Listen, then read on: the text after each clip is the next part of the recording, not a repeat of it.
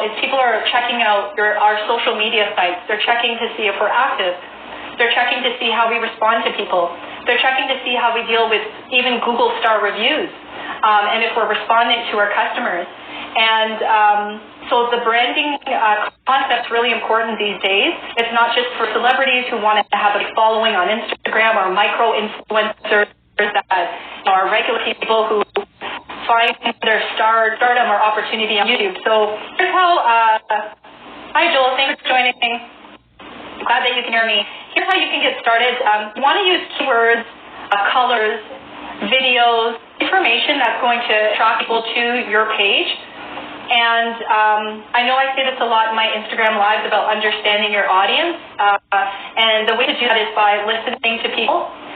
It's also just by looking at forums and online discussions. I know a lot of us, the past several days, for some reason, a lot of companies like Wayfair, for example, Naya Rivera's unfortunate death in Los Angeles, these topics are trending. So these are some of the things that you can do is just find out how people talk, the people that you want to target. What kind of words do they talk? Are they casual? Are they more sophisticated? Do they speak like they have a Harvard education? Do they speak like they have a high school degree? And once you understand how people talk, then you can then start writing content in text posts and even maybe talking like them so that you can attract the audience that you use. A hashtag strategy is really important. So I'll just give you an example for myself, because I'm in the business space and I focus on branding, marketing, social media, etc. I really like to niche down, meaning I'm very, very specific with my hashtags, because I know that people on Instagram, they search for information. And sometimes people, as you probably are aware, they follow hashtags here on Instagram and LinkedIn, for example. So when they follow the hashtags and your video comes up and it totally makes sense to them, it's the conversations that they're having in their backyard in a cookout. It's conversations that they're having in the salons, etc. It will really, really help you to just engage in conversations, check out what people are saying, great spots to find out. Twitter is a great location to find out what people are saying about products and services of your competitors. Specifically in your city, you can even do Edmonton, for example, hashtag Edmonton Wax or Edmonton Health, and see what people are doing and saying to get a real understanding of how to create posts that attract people and make people feel that you're the subject matter expert. If anybody has any questions, feel free to put them below in the chat as far as how to target your audience.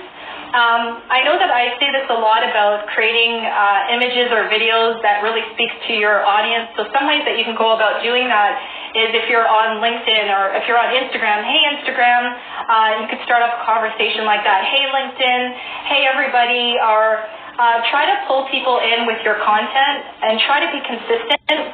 Consistency really does matter here on the social media space.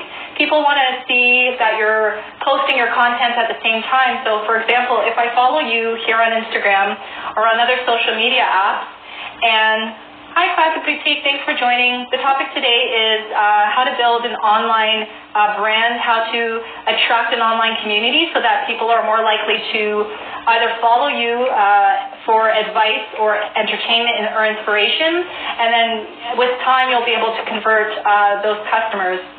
So I was just mentioning before, using the language, the music, the images that people use so that you can attract your target audience, using niche hashtags. So for example, Classic Boutique, if your particular location as far as where you can send your products or your services is here in Edmonton or in Canada, then maybe you want to look at fashion hashtags. If you're looking for a specific racial group, maybe you can use the race of the group in fashion or fashionistas or something like that. And Annie, you can also use YEG Health, YEG Wax, YEG Salon, and kind of use those hashtags so that when people in your city or your target audience is looking for information, or maybe they follow those hashtags, if there's something about your video or your post that really sits well with them, it touches their mind or their heart, they can then want to follow you. And I was mentioning earlier, Classic Boutique, that building an online community right now is really, really important. It's the only way that you can, oh yeah, no problem. It's the only way that you can convert followers into customers. I also want to stress, I know I talk a lot about Instagram and LinkedIn only because that's what the polls, I poll everybody and that's what tends to come up.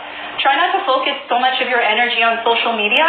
The way I look at social media is, to me, social media is a way to show little samples of what I do best. Try to get people to know who I am and what I do every day. And then I'm using other tools like email marketing, blogs. I'm trying to do my best to do a little bit more content now on YouTube because more of my time has been focused on LinkedIn, TikTok, and Instagram. So aside from using social media, you want to get in on networking groups. There are some really great networking groups on LinkedIn. There's a community for fashion. There's a community for health and wellness. It's getting pretty big now on LinkedIn.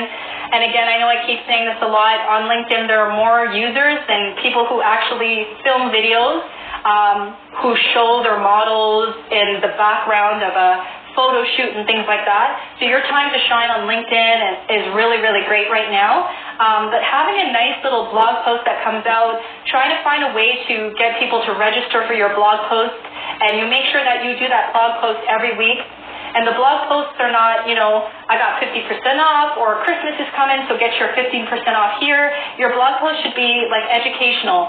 It should guide people to different apps, like YouTube, like check out this video. It should answer frequently asked questions. Your blog should have information that solves their problems or entertains them. So for example, Classic Boutique, you're into fashion, so summer wear, like fun summer wear, or the top celebrities wear these. And you're not so much selling, but you're giving people advice on how to take care of themselves, how to feel better, how to feel more confident, more sexy on that first date. And when you kind of put those weekly blog posts out there like that, it's building a relationship. Then the next thing you know, people are going to take a look at your Facebook because they're going to say, wow, this weekly blog post is full of information. I don't want to just get this weekly blog post anymore. I want to follow this company on Instagram because I'll get daily information from them. So think of everything that you use, the blogs, your videos, your YouTube, whatever, your newsletter. Think of that as a way of building a relationship, because I think there's a lot of misconceptions out there that you just put some content out there on social media and the customers and the audience will come, but it's not really the way you want to think. It takes time to build relationships with people on social media, so that's why I'm saying having other tools outside of social media, having your newsletter. Your newsletter features customer reviews. It features maybe even previous events that you went to where you were wearing your outfit. Maybe you had a wedding anniversary and you were wearing one of your best clothes, or Fanny, if you're still on the line, maybe you got a photo or a nice video back from somebody who, I don't know, maybe they did something with their eyelashes or they waxed or something on their legs because they always had issues with a lot of hair on their legs, and all of a sudden they found the love of their life. Like, those are the kind of stories that you want to push out on your blogs, on your Instagram, aside from your products and services. Hey, thanks for joining Urban Pipe Ltd. I appreciate you joining us. The topic today is building an online brand, building an online community, and really attracting people so that you can build an influence and you can have them trust you so much that when you say, hey guys, I'm going to take a backseat from Instagram, I'm going to be living on LinkedIn, follow me on LinkedIn, you have that much influence that people actually follow you. And so I'll give you an example. On TikTok, I'm actually filming videos about how to do things on Instagram. And I'm noticing that because I'm doing these videos every day, more of my TikTok followers, they're transferring over to Instagram. And when I never did that before, when I never talked about Instagram on TikTok, they didn't follow me. And I think the reason why they're doing it is because I'm adding value. So they're saying, okay, this lady, she's giving me tips and advice, she's giving me the latest news on tech for Instagram. I don't want to just sit here on TikTok and follow her because this is just one piece of Instagram update or Instagram tip per day. Let me go over to her Instagram, check her out, make sure that she's a valid person and she knows what she's talking about. Now I'm getting people transferring from TikTok to Instagram. I'm not even asking them to do it. It's because I'm adding value. I make jokes about Instagram. I even use myself as an example that this is what I used to be before with Instagram, and this is what I used to do afterwards. So that's another way to build a community. I was telling this in a networking event last week.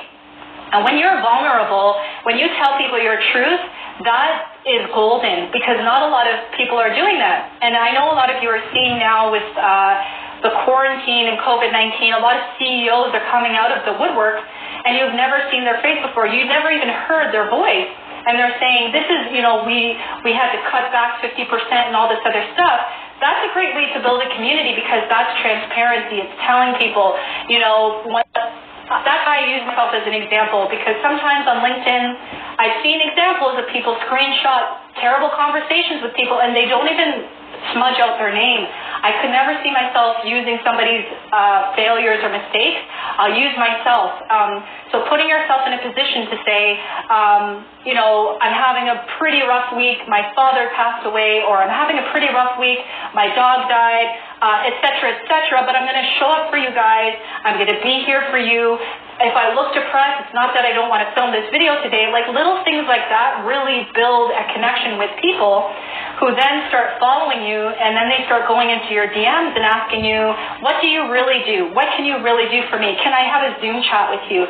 So transparency is golden, vulnerability is golden, and I know Urban Piping, you're a man, and it's very hard for men to get to that level.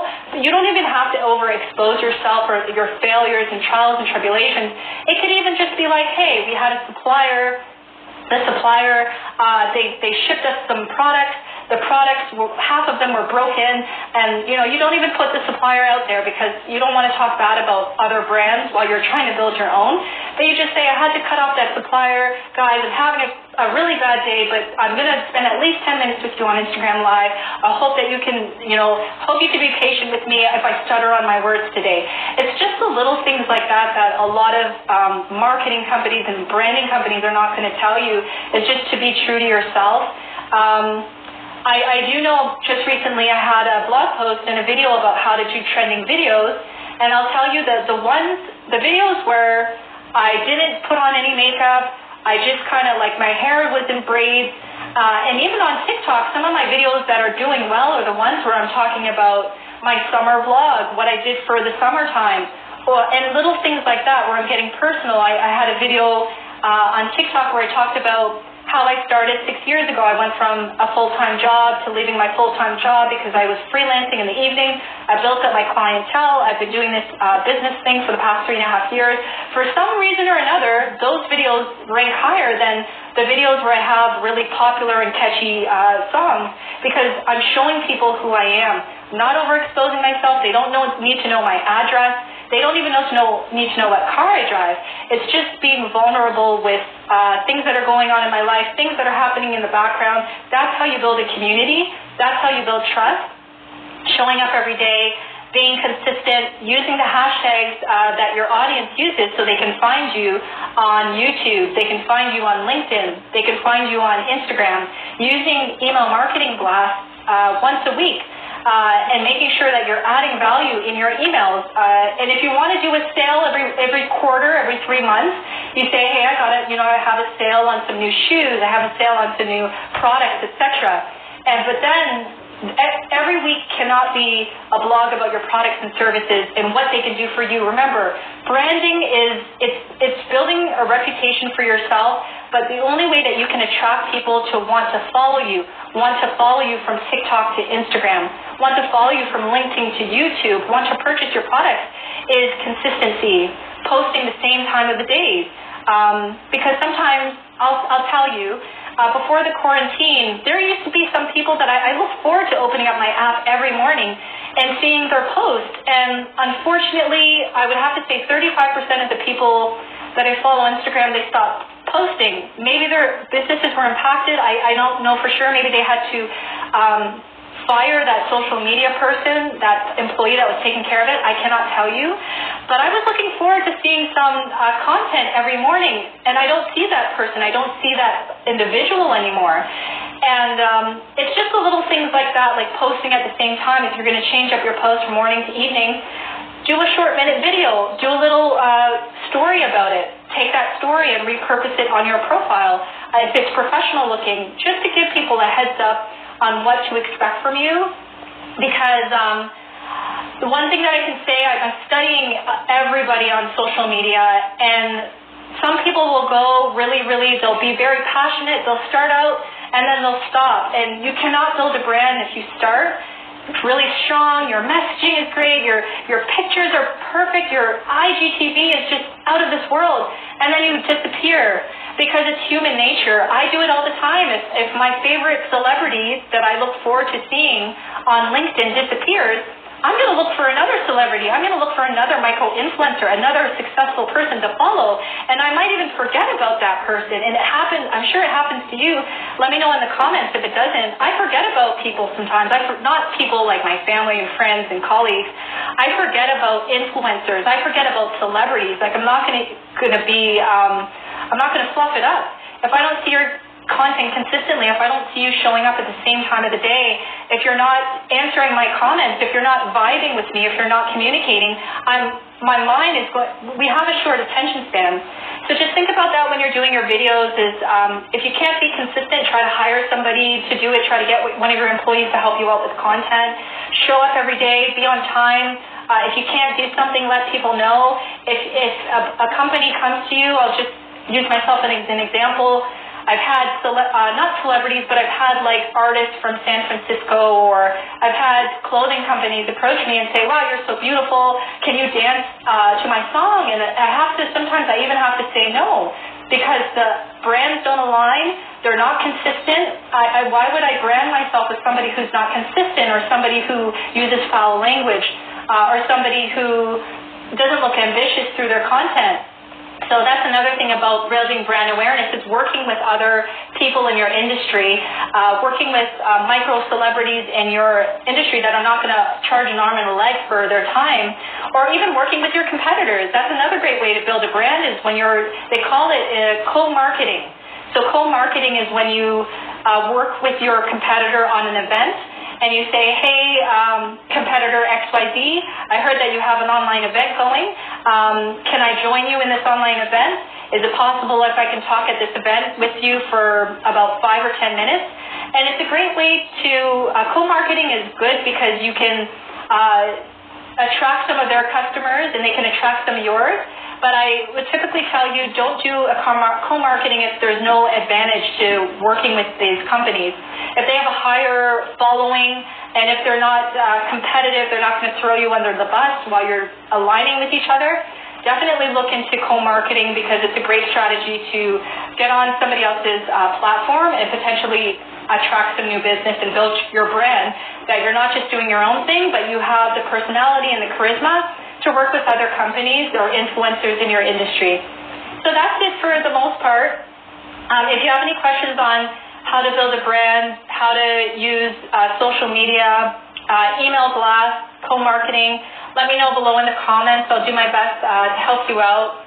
I really want to thank each and every one of you that participated in my poll for this topic. I think it's something that you only really hear when you're thinking about YouTubers and things like that, but the online community presence is really big right now. A lot of companies are winning because they have a great social media presence. They're pumping out great blog posts. They're pumping out good newsletters. They're consistently posting every day or every week on their YouTube channel. So if you can try to just be creative as possible, and I know I use these 3 words. So Urban Typing said, thank you for the info. I will try some of these tactics. Absolutely. And just remember, everybody, that marketing takes time. According to Business Insider, somebody might follow you for 2 years before they even make a decision. And I'll just give you an example. I have a follower from Colorado, Denver, Colorado, and he's been following me for a year and a half, the longest time since I've been on Instagram. He's never liked any of my content. He never commented. Out of the blue, 2 weeks ago, he jumped on an Instagram Live, and he wants me to potentially do some editing services for him. So you'd be surprised how many people follow you, and eventually they end up purchasing your content, etc. So if anybody doesn't have any more questions, I'm going to leave this Instagram Live as of today Stay tuned for stories coming up. I'll let you choose the next story. And the new way that I'm going to be doing things is I will not be sharing all of my Instagram lives on Instagram anymore. I'm going to be sharing a small couple of minutes of them, and then I'm going to be putting the longer version on YouTube. So thank you so much for your time. I hope you have a good evening, and we'll chat soon. Take care. Bye.